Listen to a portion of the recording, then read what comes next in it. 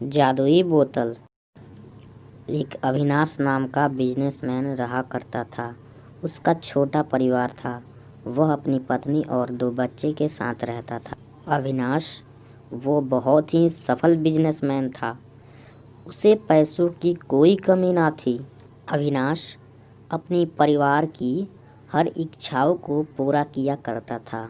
अविनाश इतना सब कुछ करने के बाद भी उसकी पत्नी खुश नहीं थी।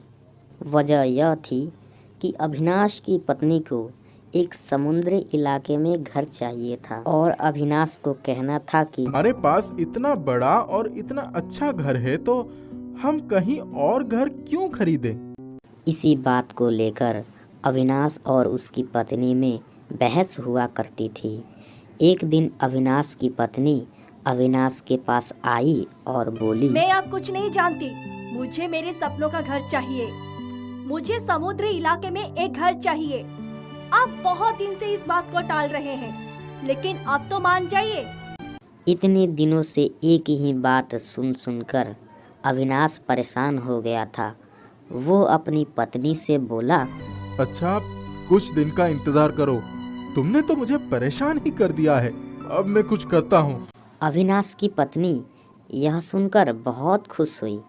कुछ ही दिनों में अविनाश ने समुद्री इलाके में एक घर खोज लिया। वो घर काफी महंगा था, लेकिन अविनाश ने सोचा, हर रोज की किटकिट से तो ठीक ही रहेगा कि मैं नया घर ही ले लूं।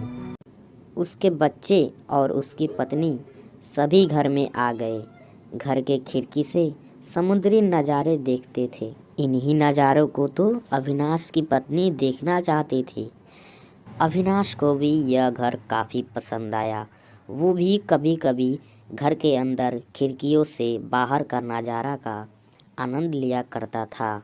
कभी कभी वे लोग समुद्र के आसपास भी चला जाया करते थे। बच्चे भी वहाँ खेला करते थे। एक दिन की बात है, सभी वहीं पर घूम रहे थे। तभी पानी की लहर आई और थोड़ी ही देर के बाद शांत हो गई। अविनाश ने देखा, पानी के लहर के किनारे ही एक बोतल आई। अविनाश उस बोतल के पास आया और उस बोतल को अपने हाथ में उठा लिया। अविनाश अपनी पत्नी से बोला, अरे देखो, ये कैसी अजीब सी बोतल है। इतना चमक क्यों रही है ये? अविनाश की पत्नी बोली, अरे, आपको नहीं पता आजकल कितने प्रकार की बोतलें आते हैं।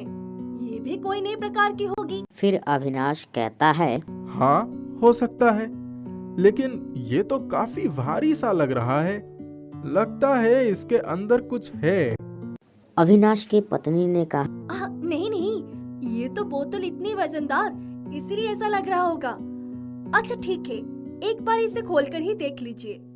हाँ, रुको, मैं अभी इसे खोलता हूँ। अविनाश ने बहुत कोशिश की, लेकिन उससे भी वो बोतल नहीं खुली। अविनाश ने हार नहीं मानी। फिर एक बार और प्रयास किया, लेकिन इस बार भी अविनाश से वो बोतल नहीं खुला।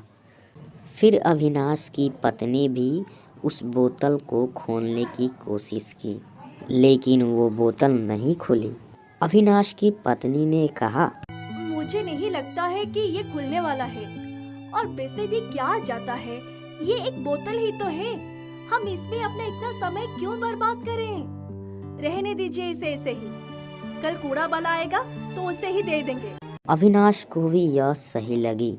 उन लोगों ने उस बोतल को कूड़ेदान में फेंक दिया। अविनाश के बच्चे वहीं खेल रहे थे।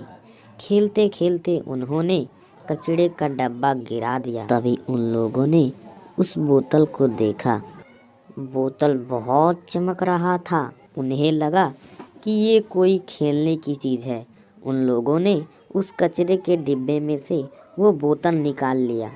तभी अविनाश ने दोनों बच्चों को घर के अंदर बुला लिया। बच्चों ने उस बोतल को एक पेड़ के नीचे रख दिया। वे सब घर के अंदर चले गए। कल होते ही कचड़े वाला आया और कचड़े के डिब्बे में से कचरा निकालकर फिर वापस चला गया। शाम का वक्त था। अविनाश वहीं घर के पास टहल रहा था। तभी उसकी नज़र फिर से उसी बोतल पर पड़ी। अविनाश अपनी पत्नी के पास आया और बोला, अरे, ये बोतल तो हमने कचरे में फेंक दिया था। ये अभी भी यही है, कैसे? फिर अविनाश की पत्नी बोली, हो गई गलती कूड़े वाले से, इसे बाहर ही रख दीजिए, वो कल इसे ले जाएगा। अविनाश की नज़र बार बार उस बोतल पर चली जा रही थी क्योंकि वो बोतल बहुत चमक रहा था। अविनाश चाह रहा था कि उस बोतल को एक बार खोलकर देखना। वो जानना चाहता था कि आखिर उसमें है क्या। अविनाश ने सोचा कि वो एक बार और कोशिश करेगा बोतल खोलने की। अविनाश ने बहुत से तरीके इस्तेमाल कर लिए, लेकिन अभी भी वो बोतल खुला नहीं। अंत में अविनाश ने उसे ज़मीन पर जोर से फेंक दिया। फेंकने के बावजूद भी बोतल बिल्कुल भी नहीं टूटा। वो बोतल अभी भी चमक ही रहा था। अविनाश हैरान रह गया कि एक शीशे का बोतल जमीन पर फेंकने पर भी नहीं टूटी। उसने वापस से अपने हाथों में उठा लिया। इस बार जैसे ही अविनाश ने बोतल की ढक्कन को खोला, वो बोतल तुरंत खुल गया।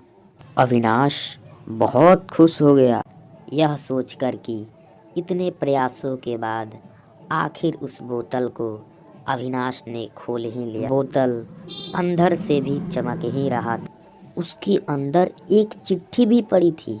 उस चिट्ठी में लिखा था, जिस किसी को भी यह बोतल मिल रही है, कृपया इस बोतल को संभाल कर रखे। ये बोतल बहुत कीमती है, तुम्हारे सोच से भी ज़्यादा कीमती है।